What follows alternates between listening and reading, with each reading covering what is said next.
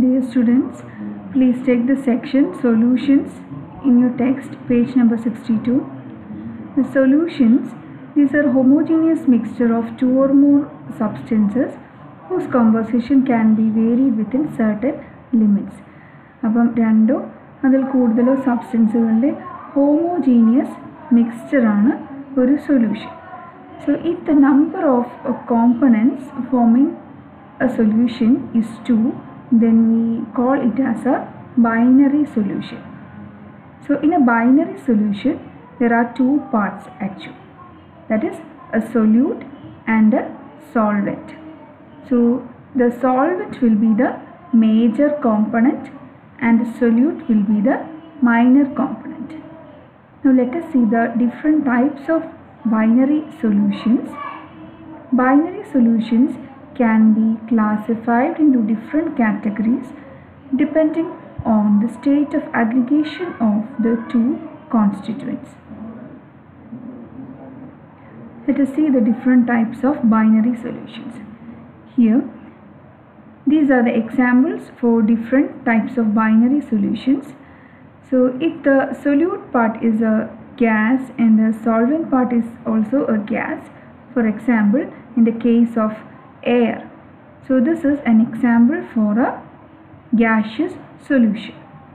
Let us see another example, alcohol in water. So here the minor part is a alcohol and the major part is a water. So this is a liquid in liquid solution. So this is an example for a liquid solution. Now let us see another example, that is a solid in a solid, such as an alloy.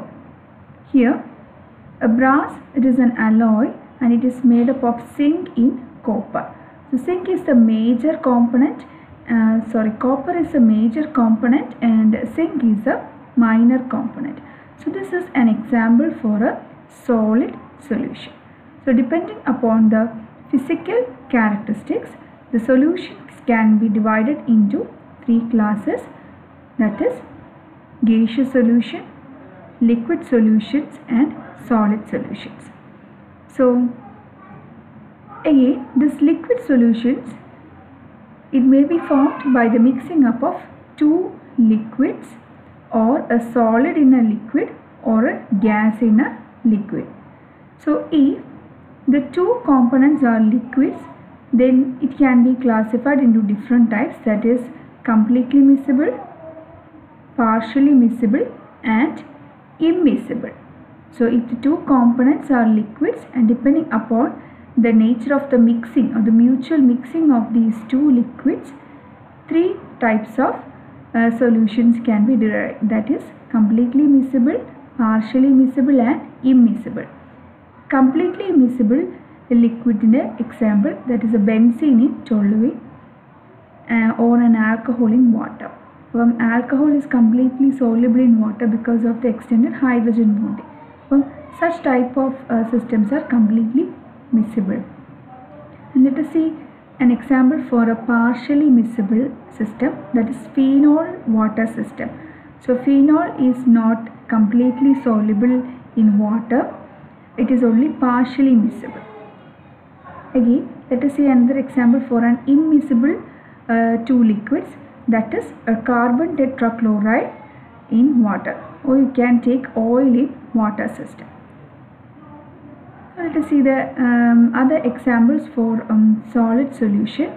One typical example is a palladium which absorbs large quantities of hydrogen.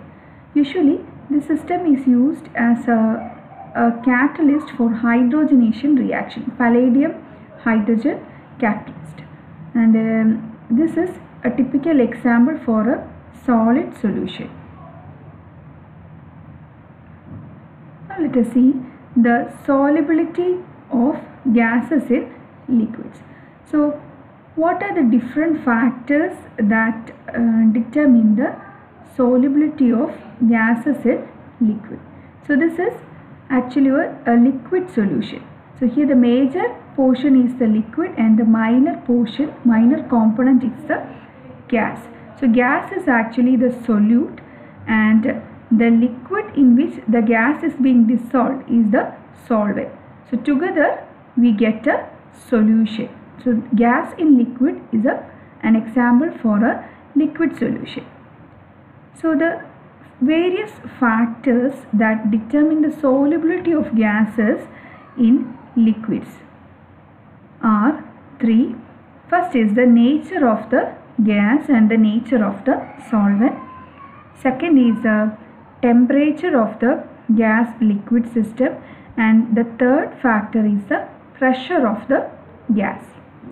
Let us see how the nature of the gas and nature of the solvent is affecting the solubility of this gas in the solvent. But generally we have two considerations here.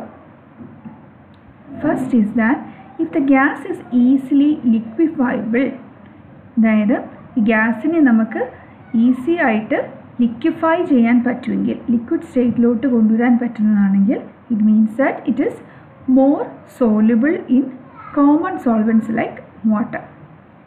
And the second consideration is that if this gas is capable of forming ions in solution such as carbon dioxide. Carbon dioxide water dissolve ചെയ്താൽ നമുക്ക് carbonic acid കിട്ടും.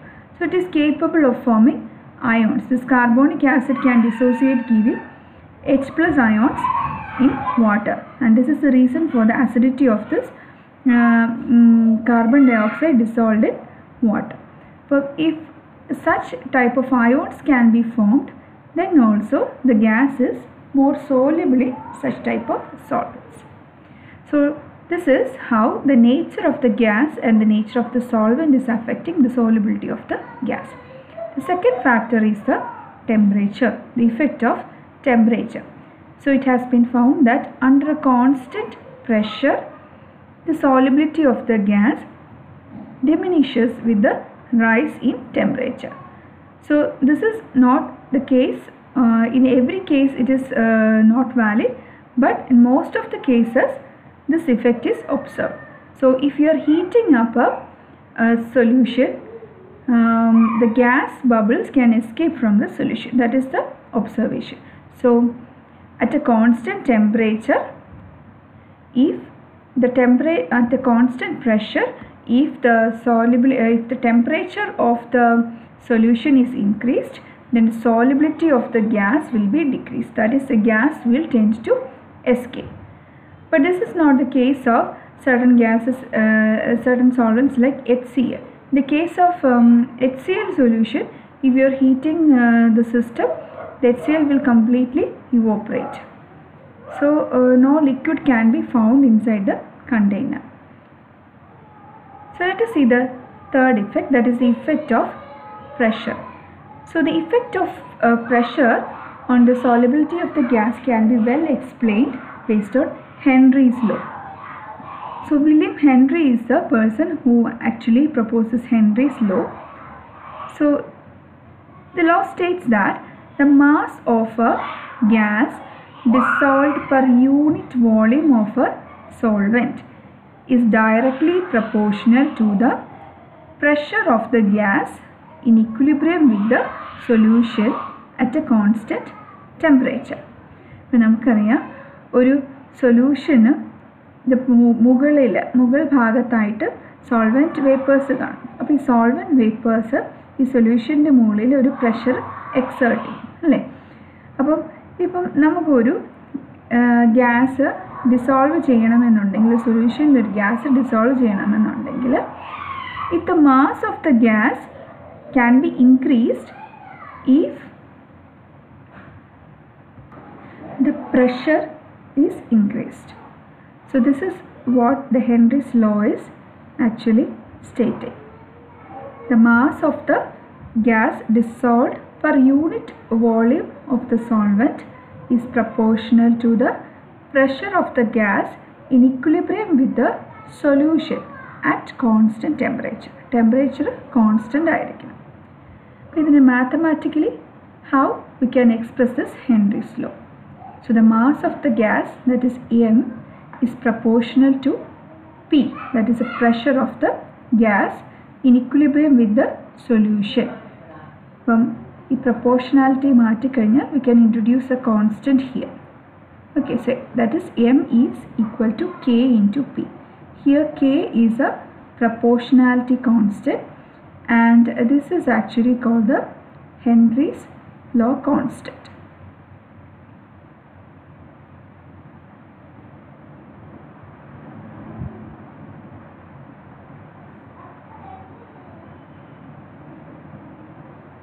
So here, if you are plotting the solubility versus the equilibrium pressure, if the Henry's law is valid, then we must be getting a straight line. അതായത് equilibrium pressure കൂട്ടുന്നതനുസരിച്ച് the solubility of the gas must increase. But in all the cases, this Henry's law is not valid. There are certain limitations for the practical applicability of Henry's law.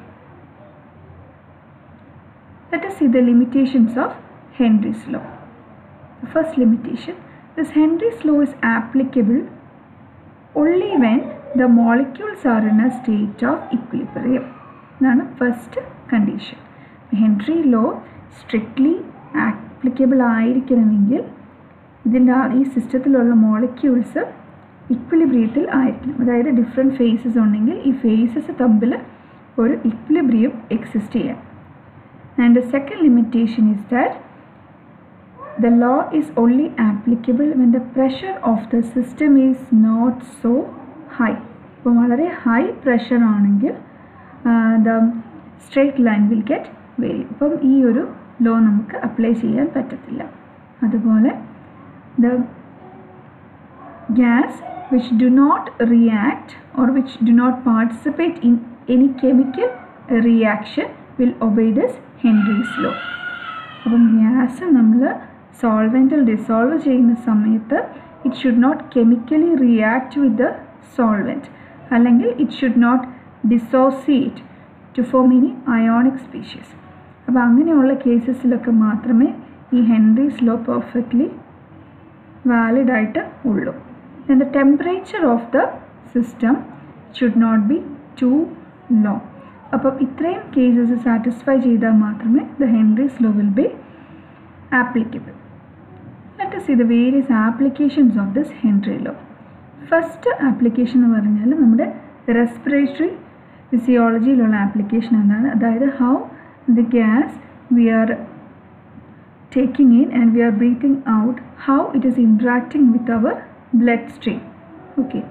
Then the second application is that for increasing the solubility of carbon dioxide in soft drinks and soda water.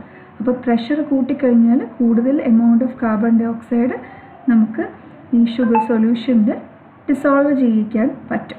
Okay, അപ്പോൾ അതാണ് വേറൊരു application, that is for the production of carbonated beverages. Then in deep sea diving oxygen containing ടാങ്ക്സിലൊക്കെ scuba ഡൈവേഴ്സൊക്കെ അവർ use ചെയ്യുന്ന oxygen, they will mix a certain amount of other gases like helium. Okay, അപ്പം നമുക്കറിയാം നമ്മുടെ ഗ്യാസിൽ major component ആണ് nitrogen. അപ്പം പ്രഷർ കൂടുന്നതനുസരിച്ച്, അതായത് ഡീപ്പ് ഡെപ്തിലേക്ക് പോകുമ്പോൾ എന്ത് പറ്റും, കൂടുതൽ നൈട്രജനും ഈ ഡൈവേഴ്സിൻ്റെ ബ്ലഡിൽ ഡിസോൾവ് ചെയ്യും. And when they are coming back to the surface of the water, ഈ ഡിസോൾവ് ചെയ്ത നൈട്രജൻ, ബ്ലഡിൽ ഡിസോൾവ് ചെയ്ത നൈട്രജൻ എല്ലാം തിരിച്ച് എസ്കേപ്പ് ചെയ്യും. അപ്പം ഈ ബബിൾ ഫോർമേഷൻ നടക്കുന്നതിന് ഫലമായിട്ട് it will create a kind of painful condition called Benz.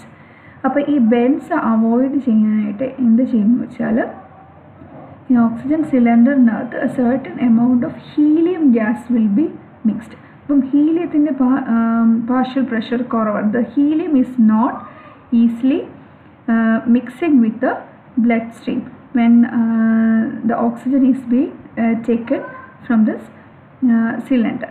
അപ്പം അതിൻ്റെ ഫലമായിട്ട് what happened, the condition of bend, the medical condition called bend will be reduced in these diverse cases. Okay, so these are the various different applications of Henry's law. So in your text you can find two different application, that is in packing soda cans, that is to increase the solubility of carbon dioxide, gas in soda water.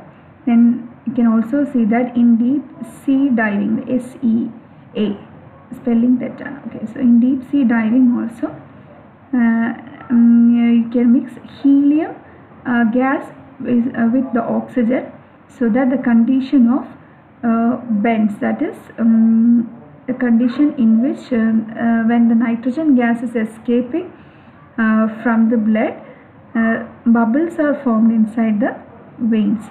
So this is a very painful condition for the diver. So this type of medical condition can be reduced if helium is mixed within the oxygen cylinder.